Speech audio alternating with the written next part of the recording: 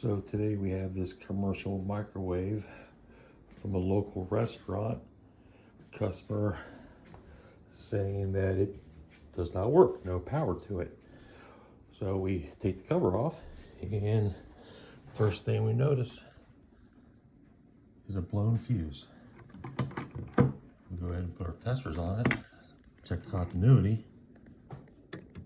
Tough to show you guys, but that fuse is in fact blown.